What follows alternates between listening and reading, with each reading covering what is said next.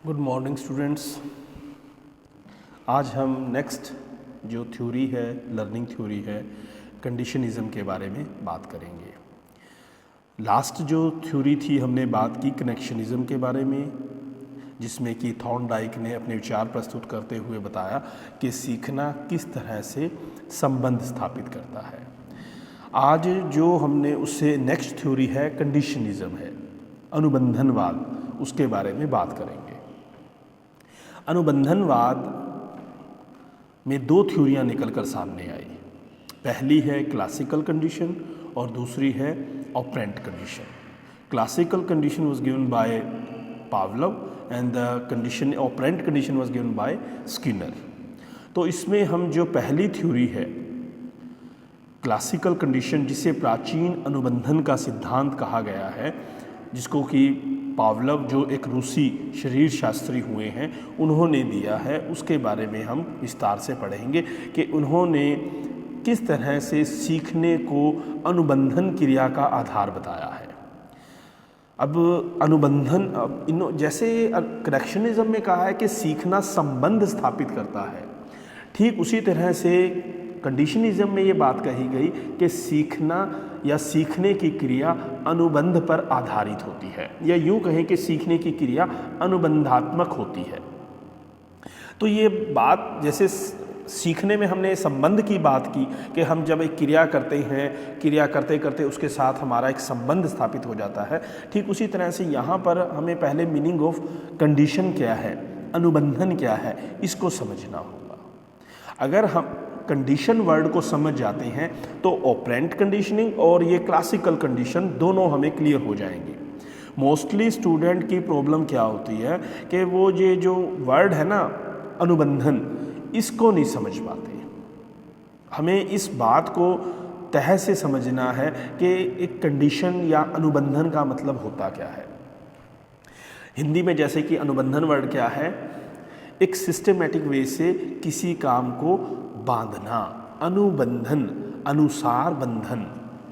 हर एक काम को करने का एक तय तरीका होता है। अगर हम उसको उस वे से करते हैं तो वो काम होता चला जाता है। अगर उसमें इम्बैलेंस या इनडिसिप्लिन क्रिएट होता है तो वो काम पूरा हो तो जाएगा पर वो अच्छे से जैसे होना था वैसे नहीं हो पाएगा। तो अनुबंधन क्या है? अनुबंधन को समझने से पहले हम बात करेंगे एक नेचुरल स्टिमुलस और एक आर्टिफिशियल स्टिमुलस। नेचुरल स्टिमुलस क्या होता है, जिसे प्राकृतिक या कृत्रिम प्राकृतिक उद्दीपक कहा गया है। आर्टिफिशियल स्टिमुलस क्या होता है, कृत्रिम उद्दीपक। अब मैं इसमें आपको पहले एक एग्जाम्पल के तौर पे इस बात को क्लियर करता हूँ, उसके बाद इन्होंने क्या कहा है उसको पढ़ के उस बात को क्लियर करने की कोशिश करेंगे। अब मान लीजिए जैसे छोटी क्लास में जब बच्चा पढ़ने जाता है तो उसकी क्लास में जो बुक्स हैं या उसका जो रूम है वो काफ़ी डेकोरेटिव होता है, उसमें अलग अलग तरह की पिक्चर्स लगी होती हैं। ठीक उसी तरह से जो उसकी बुक्स हैं उसमें भी मटेरियल कम होता है, पिक्चर्स बहुत ज़्यादा होती हैं। तो वहाँ पर उन पिक्चर्स का क्या रोल है कि जब हम सीखते हैं तो सीखना अनुबंध पर आधारित है। अब पहली क्लास में जब बच्चा पढ़ना शुरू करता है, अल्फ़ाबेट सीखता है, तो वहाँ पर हर एक अक्षर के साथ एक पिक्चर होती है। A for apple, B for ball. तो वहाँ पर जो ए फॉर एप्पल है वो ए फॉर एप्पल के लिए उसको एप्पल की पिक्चर साथ में जोड़कर दिखाई जाती है। बी फॉर बस है या बॉल है, जो भी है, तो वहाँ उस अक्षर के साथ वो दूसरी पिक्चर दिखाई जाएगी। ठीक उसी तरह से अगर हम कोई भी लैंग्वेज की लर्निंग की बात कर लें, हिंदी है, इंग्लिश है, पंजाबी है, शुरू में जब मैथमेटिक्स सीखते हैं उसकी बात कर लें, तो हर एक जो एक अल्फ़ाबेट है उसके साथ एक पिक्चर जुड़ी होती है। और धीरे धीरे जब बच्चा शुरू में तो उस पिक्चर को देखकर उस चीज़ के साथ जुड़ता चला जाता है। धीरे धीरे जब वो थोड़ा बड़ा होता है, वो इन अक्षरों को, इनकी बनावट को सीख जाता है, तो वो पिक्चर हट जाती है। पिक्चर हटने के बाद वो शब्द, जब वो अक्षरों के जोड़ पे आता है या शब्दों के जोड़ पे आता है, वाक्य बनाना शुरू करता है, तब वो पिक्चर कहाँ चली जाती है, तो अब अगर हम वापसी उसी जगह पर आते हैं तो वहाँ पर जब वो उस चीज़ को सीखना शुरू करता है तो उसके माइंड को, उसकी जो सीखने की क्रिया को उन अक्षरों के जरिए उन पिक्चर के साथ अनुबंधित किया जाता है, जोड़ा जाता है।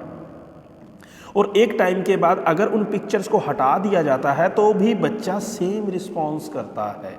अनुबंधन क्या है कि एक नेचुरल स्टिमुलस और एक आर्टिफिशियल स्टिमुलस दोनों को साथ साथ प्रस्तुत किया जाता है।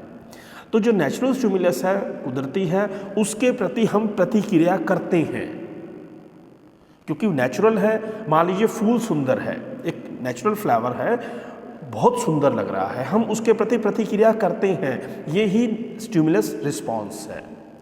अगर वही चीज़ है, एक नेचुरल स्टिमुलस है, एक आर्टिफिशियल स्टिमुलस। आर्टिफिशियल स्टिमुलस क्या है?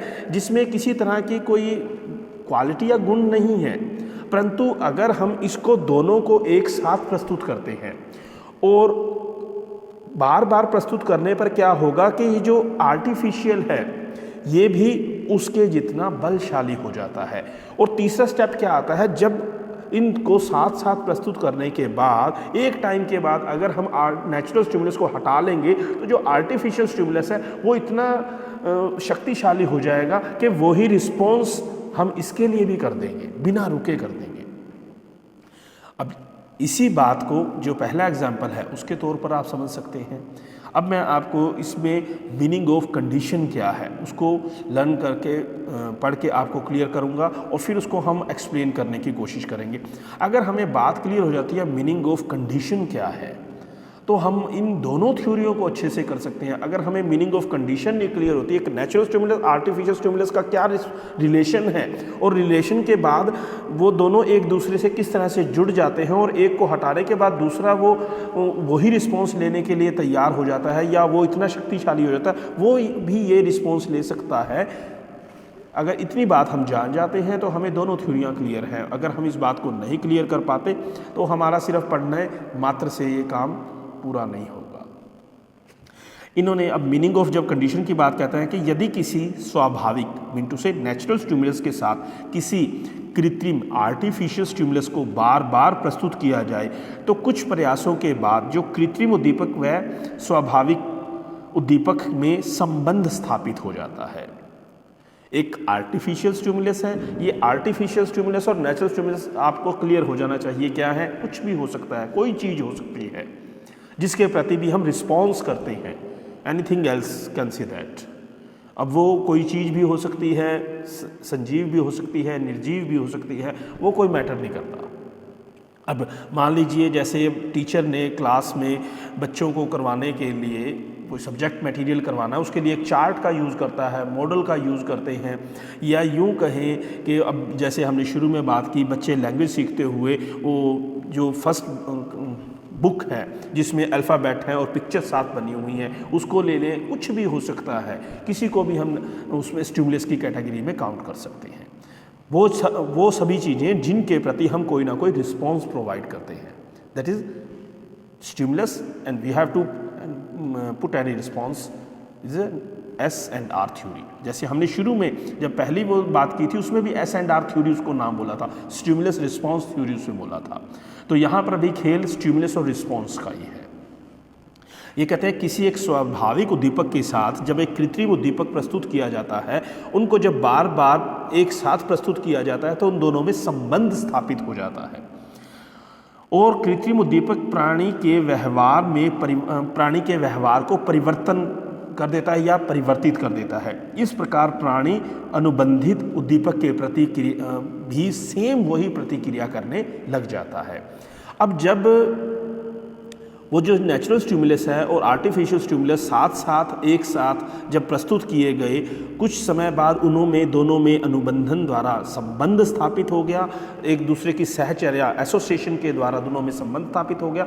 तो एक समय बाद अगर हम नेचुरल स्टिमुलस हटा देते हैं, जो आर्टिफिशियल स्टिमुलस है उसके प्रति भी प्राणी या व्यक्ति वही व्यवहार करता है। ये जो बदला हुआ व्यवहार है या उस आर्टिफिशियल स्टिमुलस के लिए किया गया व्यवहार है, यही अनुबंधित व्यवहार है। अनुबंधित व्यवहार के और बहुत से एग्जाम्पल हैं। जैसे मान लीजिए क्लास में टीचर हर एक टीचर की अपनी एक नेचर होती है। कुछ टीचर हंसमुख व्यवहार के होते हैं, बच्चों के साथ हंस खेल के काम करते हैं, बच्चे सीख भी जाते हैं और बच्चों को पता भी नहीं लगता। टीचर अपना काम पूरा कर जाता है और बच्चे उस चीज़ को समझ भी जाते हैं। बच्चे कब समझ आते हैं नहीं समझ आता। एक टीचर ऐसा भी होता है जिसका डर बहुत होता है, वो डंडे का इस्तेमाल नहीं करता पर उसका डर ही बहुत है। तो ये डर क्या है? ये वो अनुबंधित व्यवहार है जिसकी वजह से बच्चे डर या भय खाते हैं। अब जैसे दंड दिया जाता है क्लास में, किसी तरह की पनिशमेंट की जाती है, तो वो क्या है? वो हमें मतलब कहने का क्या है कि मान लीजिए अब यहाँ पर बात करते हैं नेचुरल स्टिमुलस आर्टिफिशियल स्टिमुलस की। क्लास में एक टीचर बच्चों को काम करने के लिए बोलती हैं कि आपने ये करना है, नहीं तो आपको ये पनिशमेंट दी जाएगी। अब ये नहीं तो जब उसने वर्ड बोला तो वो जो पनिशमेंट है वो क्या है? वो एक कंडीशन लगा दी है। जैसे हमने शुरू में बात की था, कंडीशन क्या है? कंडीशन क्या है? जिसको किसी न किसी शर्तों का पालन करना पड़ता है। अब वो उन्हें बोला गया कि अगर आप नहीं करते हो तो ऐसा होगा। तो अब वो मान लीजिए कुछ बच्चे नहीं करते हैं तो उनको पनिश किया जाता है। नेक्स्ट टाइम, अब ये क्या था? एक नेचुरल स्टिमुलस है। नेक्स्ट टाइम सिर्फ ये कहा जाता है कि तुम्हें पनिश किया जाएगा। वो उस पनिशमेंट के डर से पहली बार हुआ था और ना काम करने पर उनको पनिश किया गया है। सेकंड टाइम अभी सिर्फ कहा गया है, वो कहने मात्र से ही अपना काम पूरा कर देते हैं। तो ये जो अब उन्होंने व्यवहार किया है बच्चों ने, वो क्या है? वो बदला हुआ व्यवहार है, वही अनुबंधित व्यवहार है। तो जब सेम यही चीज़ क्लासिकल कंडीशन और ऑपरेंट कंडीशन में हम करेंगे।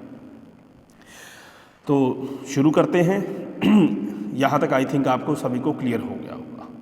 तो नेक्स्ट वीडियो में शुरू से हम इस बात को लेके चलेंगे कि मीनिंग ऑफ क्लासिकल कंडीशन क्या है, इसको किन किन नामों से जाना गया है, और उसके बाद फिर हम इसकी जैसे फीचर्स क्या हैं, इसका एक्सपेरिमेंट क्या है, इसकी एजुकेशन इम्प्लीकेशन क्या है, और लास्ट में इसके आलोचना या इसको किसने क्रिटिसाइज़ किया है, इसके बारे में पढ़ेंगे।